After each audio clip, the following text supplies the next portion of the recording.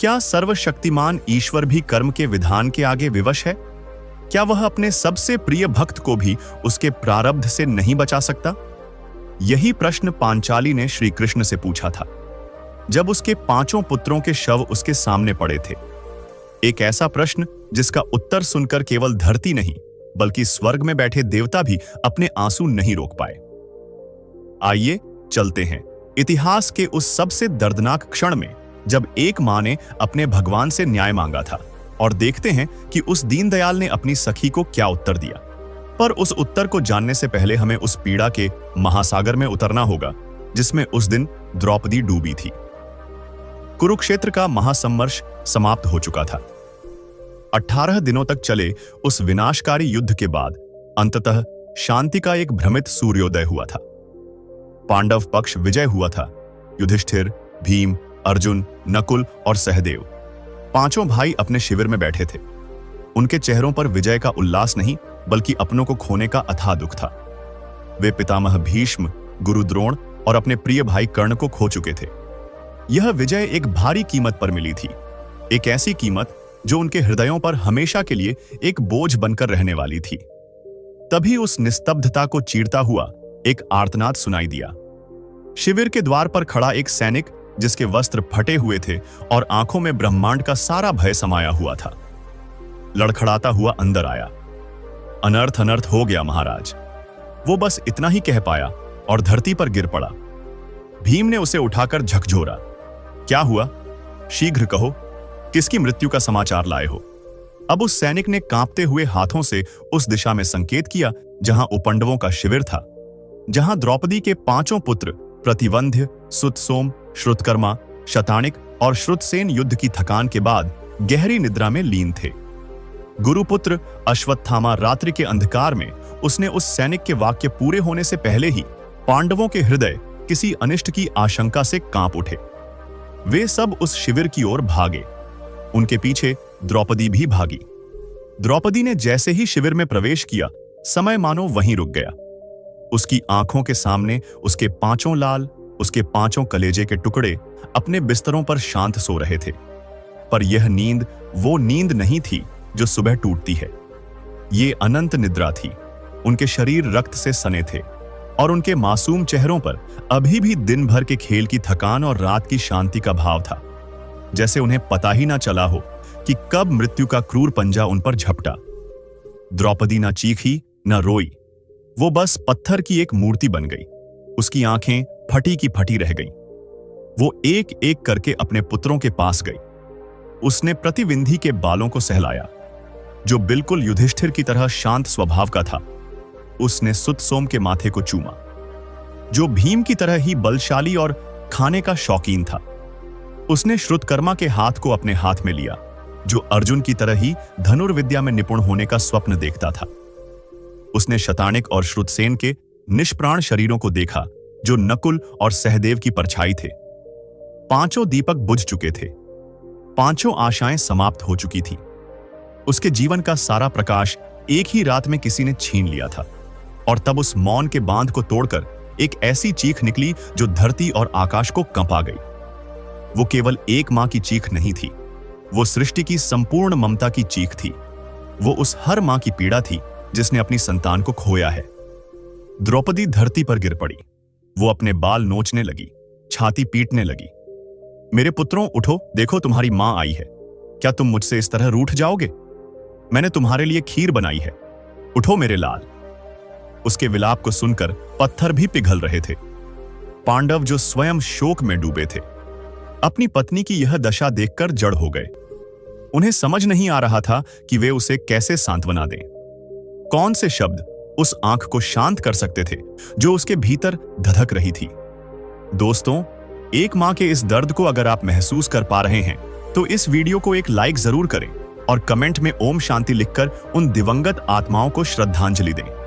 और अगर आप जानना चाहते हैं कि इस हृदय विदारक क्षण में कृष्ण ने क्या किया और द्रौपदी ने उनसे क्या प्रश्न पूछा, तो हमारे साथ अंत तक बने रह और चैनल को सब्सक्राइब करना ना भूलें, क्योंकि कहानी का सबसे महत्वपूर्ण मोड़ अब आने वाला है।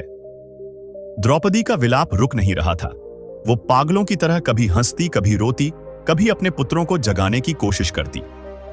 जैसे ही द्वारकाधीश श्री कृष्ण ने शिविर में प्रवेश किया, उन्हें देखते ही युधिष्ठिर, भीम, अर्जुन सब दौड़कर उनके चरणों में गिर पड़े। द्रौपदी, जो कृष्ण को अपना सबसे प्रिय सखा, अपना रक्षक, अपना सर्वस्व मानती थी, आज उन्हें देखकर उठी नहीं। वो उसी तरह अपने पुत्रों के शवों के पास बैठी रही। उसकी आंखों में अब आंसू नहीं थे, बल्कि एक ऐसी ज्वाला थी जो सीधे कृष्ण से प्रश्न कर रही थी।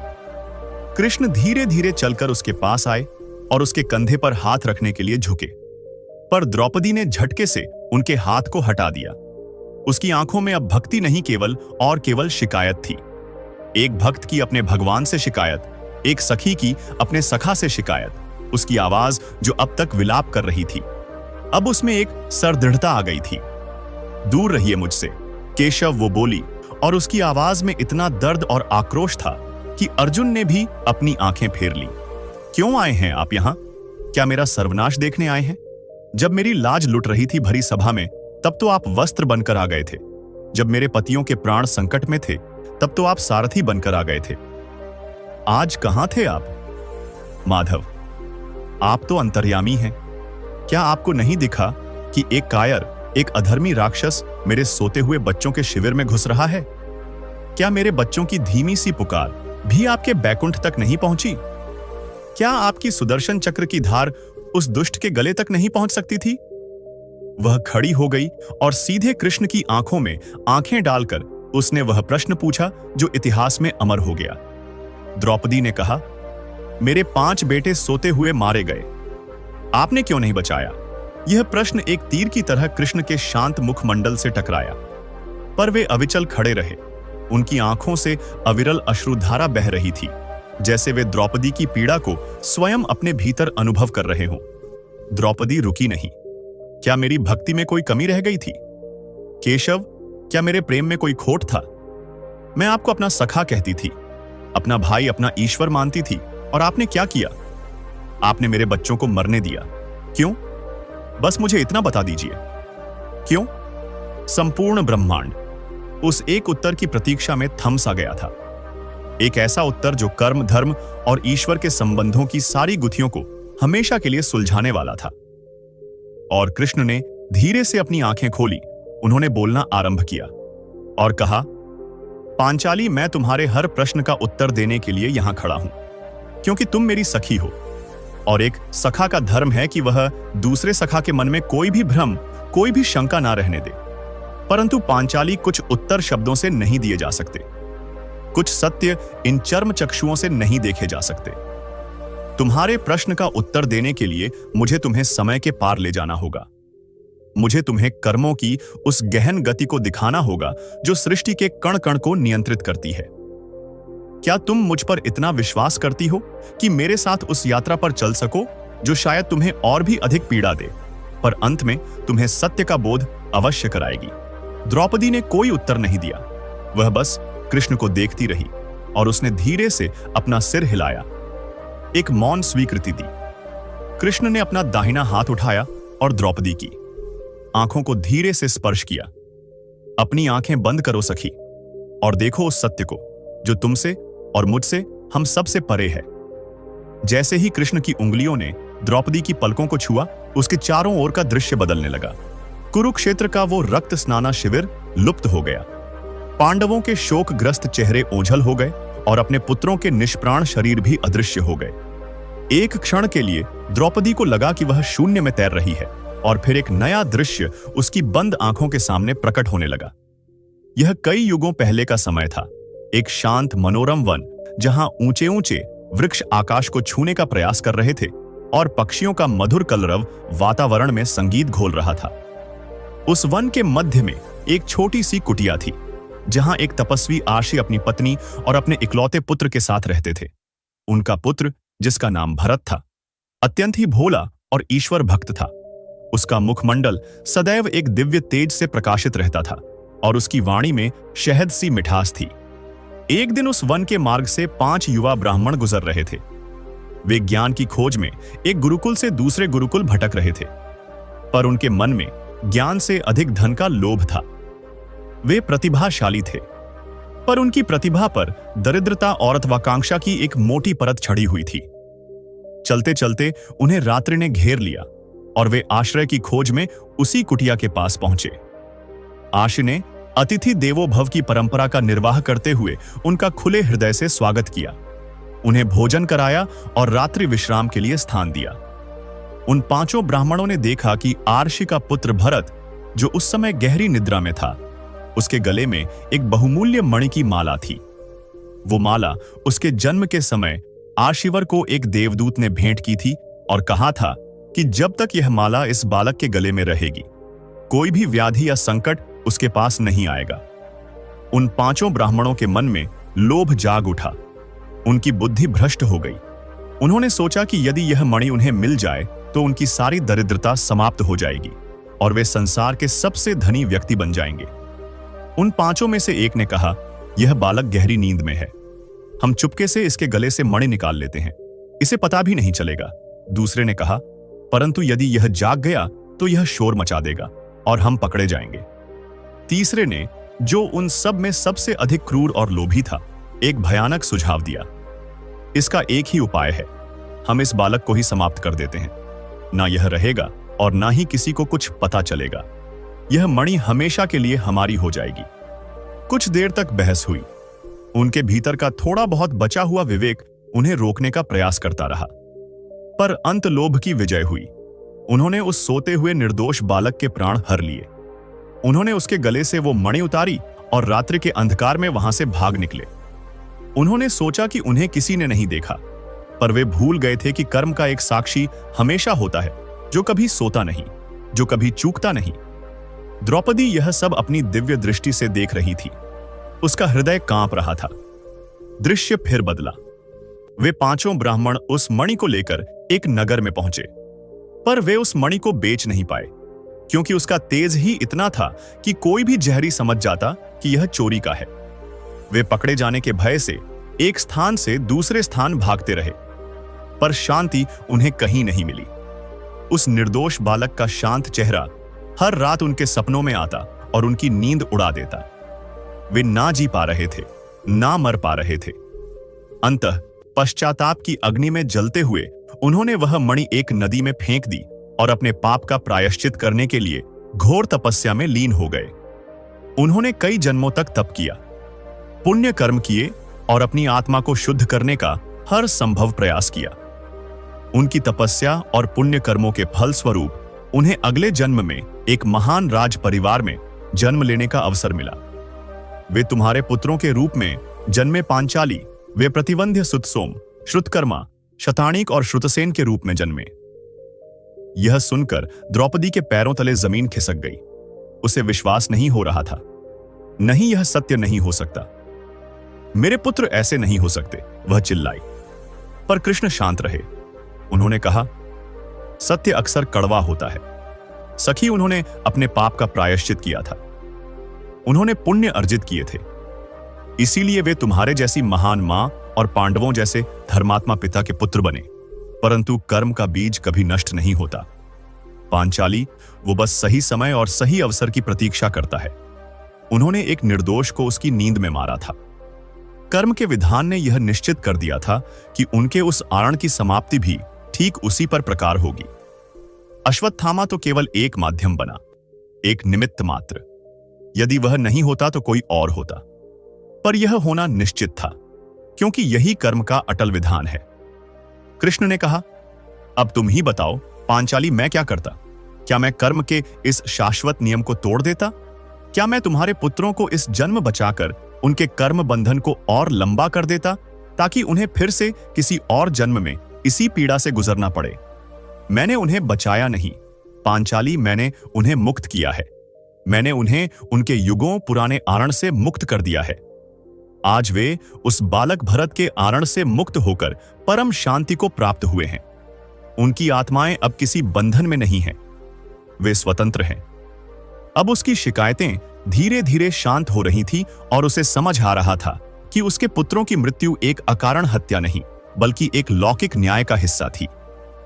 एक ऐसा न्याय जो कई युगों से अपनी पूर्णता की प्रतीक्षा कर रहा था।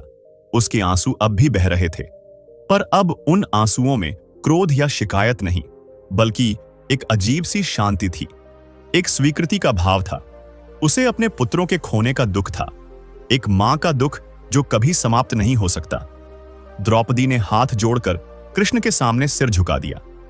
मुझे क्षमा कर दीजिए प्रभु, मैं अपनी पीड़ा में इतनी अंधी हो गई थी कि आपके विधान को ही चुनौती देने लगी। मैं आपके सत्य को देख नहीं पाई।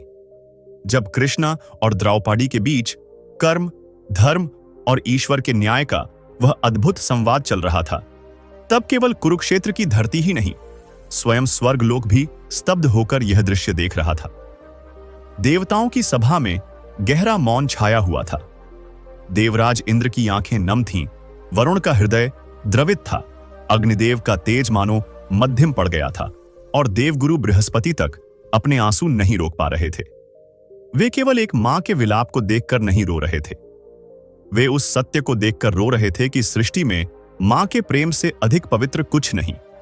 फिर भी कर्म का विधान इतना अटल है कि वह स्वयं द्रौपदी जैसी महाभक्त और धर्मनिष्ठ स्त्री के आंसुओं से भी विचलित नहीं होता।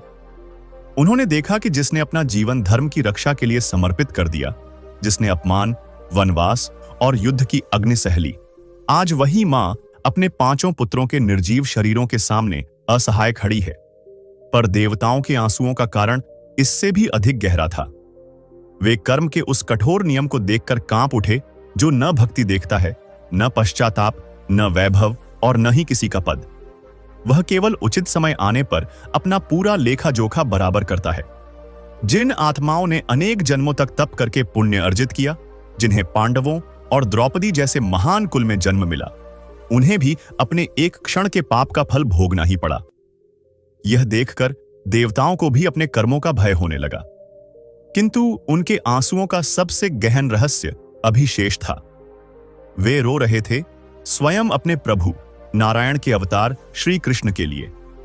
उन्होंने देखा कि जो भगवान एक संकेत मात्र से अनंत ब्रह्मांडों की रचना और संहार कर सकते हैं, जिनका सुदर्शन चक्र पलक झपकते अधर्म का अंत कर सकता है, वही श्री कृष्ण आज अपनी प्रिय सखी के आंसुओं के सामने मौन खड़े हैं। वे चाहते तो एक क्षण में उप पांडवों को पुनर्जीवित कर सकते थे, पर यदि वे ऐसा करते तो कर्म और धर्म के उस शाश्वत सिद्धांत को तोड़ देते जिसकी स्थापना के लिए उन्होंने अवतार लिया था।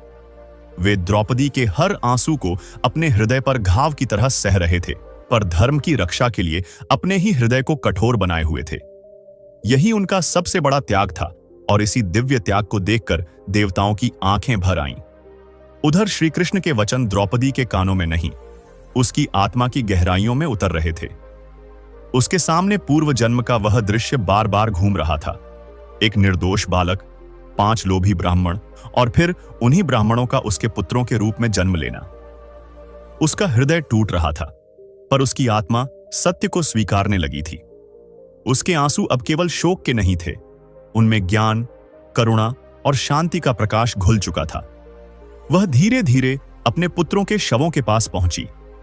इस बार उसकी दृष्टि में मोह नहीं, बल्कि उन आत्माओं के लिए दया थी जिन्होंने एक क्षण के लोभ के कारण युगों तक कर्म का आण ढोया। उसे अश्वत्थामा पर भी क्रोध नहीं रहा, क्योंकि अब वह समझ चुकी थी कि वह केवल नियति का माध्यम था। तब उसने कांपते स्वर में पूछा, केशव, मेरे पुत्र अब कहां हैं? क्या वे शांति में हैं? श्री कृष्ण की आंखों में असीम करुणा झलक उठी। उन्होंने कहा, पांचाली, वे वहां हैं जहां न मृत्यु है, न शोक, न कोई आण और न कोई बंधन। इस मृत्यु के साथ उन्होंने अपने अंतिम कर्मों का लेखा चुकता कर दिया है। उनकी आत्माएं अब निर्मल होकर उन दिव्य लोकों में प्रतिष्ठित हो गई हैं, जहां पहुंचना बड़े बड़े योगियों के लिए भी दुर्लभ है। तुम उन्हें खोई नहीं हो सखी, तुमने उन्हें सदा सदा के लिए मुक्त होते देखा है। यह सुनते ही द्रौपदी के हृदय का अंतिम घाव भी भरने लगा। उसने आंसू पोंछे और पहली बार अपने पुत्रों की मृत्यु को अंत नहीं, बल्कि उनकी आत्मा की परम स्वतंत्रता के रूप में देखा। वह उठ खड़ी हुई। उसकी आंखों में अब विलाप नहीं, दिव्य तेज था। उसने पांडवों की ओर देखकर दृढ़ स्वर में कहा, आर्य पुत्रों, अब शोक नहीं। हमारे वीर पुत्रों की अंतिम विदाई का समय है। उन्हें आंसुओं से नहीं, गर्व से विदा करेंगे।